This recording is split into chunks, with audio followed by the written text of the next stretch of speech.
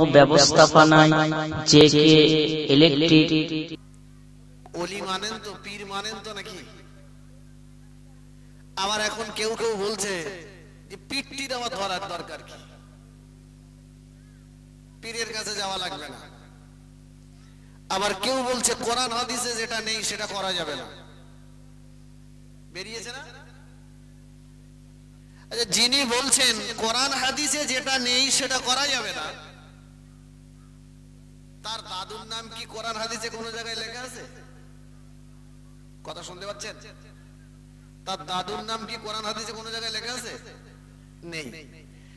যিনি বলছেন তানার নাম কি কোরআন হাদিসে কোনো জায়গায় লেখা আছে? আছে? তাহলে তো ওর কথাটাই মানা যাবে না। যাবে কি?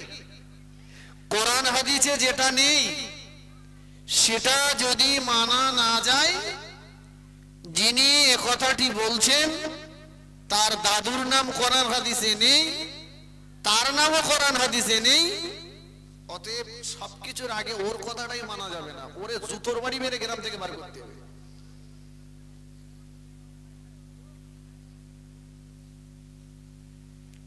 ইলমে জাহিরি আর ইলমে বাতিনি আসমান জমিন কেন, তার চাইতে বেশি ফারাক। ইলমে জাহিরি আছে, ইলমে বাতিনি নেই, ওর 5 পয়সার মূল্য নেই। আর ইলমে বাতিনি অর্জন করতে গেলে হাক্কানি আল্লাহর ওলি, বুজুর্গানে দ্বীন, আল্লাহ পাকের মাহবুব বান্দা যারা, তাদের নিকটে যেতে হবে। ঠিক কিনা? কিন্তু বড় আশ্চর্যের, আমরা পীর ভক্ত মানুষ, পীরের সোহবতে থাকা মানুষ, অথচ বাইরের থেকে আমাদের কাছে এসে হাজার হাজার টাকা নজরানা নিয়ে আমাদের পীরেদের বিরুদ্ধে উল্টো পাল্টা কথা বলে চলে যাচ্ছে। কথা ঠিক কিনা? আর আমরা ঠুটো জগন্নাথ সেজে, হিজড়ে সেজে আমরা সেখানে আনন্দ করছি। ঠিক কিনা? আশ্চর্যজনক কথা, অবাক হয়ে যাই। আমরা কি পীরের ভক্ত না মুনাফিক ভক্ত? কথা বোঝেননি? আমরা পীরের মুনাফিক ভক্ত। মুখে বলছি পীরকে ভালোবাসি, অন্তর থেকে নয়। অন্তর থেকে যদি ভালোবাসতাম তাহলে কখনোই আমাদের টাকায় আমাদের জমিনে বসে আমাদের পীরেদের নামে উল্টো পাল্টা বলতে পারতো না।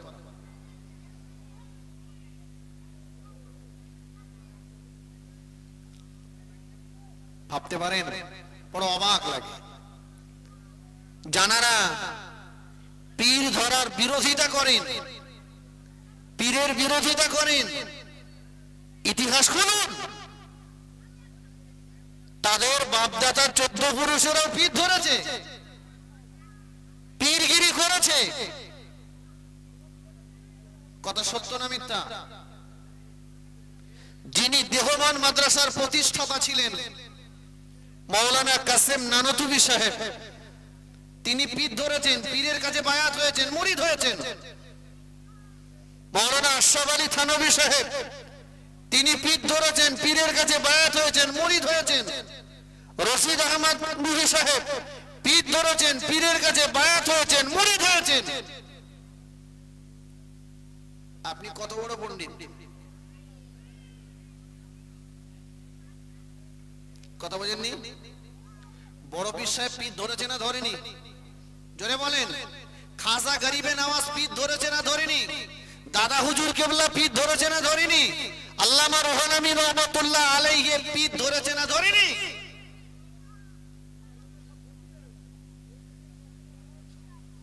আল্লামা রুহুল আমিন রহমাতুল্লাহ আলাইহি পেশাব করে যে কুলুব ব্যবহার করতেন, সেই কুলুবের যোগ্যতা আমিরে হামজার নেই।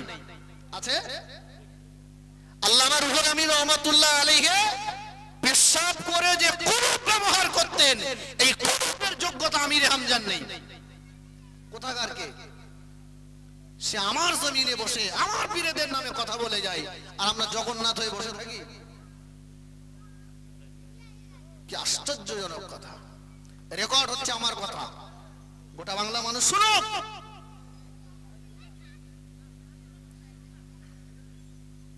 সাবধান হয়ে যান, ভক্ত হন, তবে একই রেট হয়ে যান। কথা ঠিক কিনা? একই রেট হয়ে যান, দুই লাই যাবেন না। এতে পীরের রুহানি দোয়া পাওয়া যায় না। জানেন, কলকাতা আলিয়া মাদ্রাসার প্রফেসর হযরত মাওলানা আল্লামা বদরউদ্দিন আজহারি সাহেব, কোথায় বাড়ি? কোথায় বাড়ি জানেন?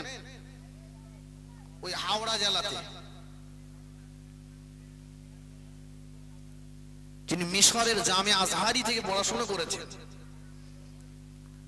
নহজুর কেবলার ইন্তেকালের 1 মাস আগে নহজুর কেবলার কাছে গিয়েছেন। আজকে যা স্মরণীয় মাহফিল, মাওলানা বদরউদ্দিন আজহারি সাহেব যে বলছেন, হুজুর কিয়ামতের ময়দানে আমরা কি আপনার সঙ্গ পাবো? আপনার সহবতে কি থাকতে পারবো? আল্লামা বদরউদ্দিন আজহারি সাহেব মুজাদ্দিদুজ জামানের কলিজার টুকরা আল্লাহর ওলি হযরত নাজমুশ শাহাদাত নহজুর পীর কেবলা রাহমাতুল্লাহ আলাইহি জিজ্ঞাসা করছেন,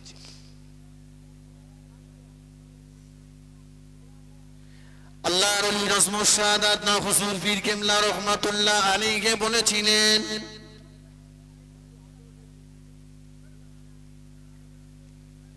বাবা শুনে রেখে দাও, বাবা বদরউদ্দিন আজহারি শুনে রেখে দাও, যারা দাদুজি হুজুরকে সত্যিকারের মোহাব্বত করেছে, দাদা হুজুরকে যারা সত্যকারের ভালোবেসেছে, দাদা হুজুরকে যারা সত্যকারের মোহাব্বত করেছে, সত্যকারের ভালোবেসেছে, আমি নাজমুশ শাহাদাত বলে দিলাম, কিয়ামতের ময়দানে দাদা হুজুর কেবলার সঙ্গে তার হাসর নাসর হবে।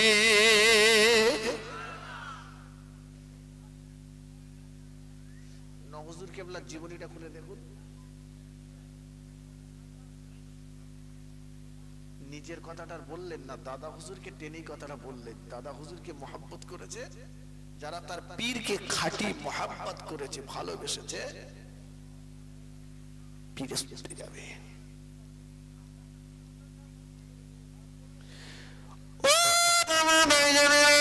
হিন্দুস্তানের জমিনে যিনি কলেমার দাওয়াত নিয়ে এসেছিলেন, হিন্দুস্তানের জমিনে যিনি কলেমা ঝান্ডা উত্তোলন করেছিলেন, খাজা আজমিরি রহমাতুল্লাহ আলাইহি।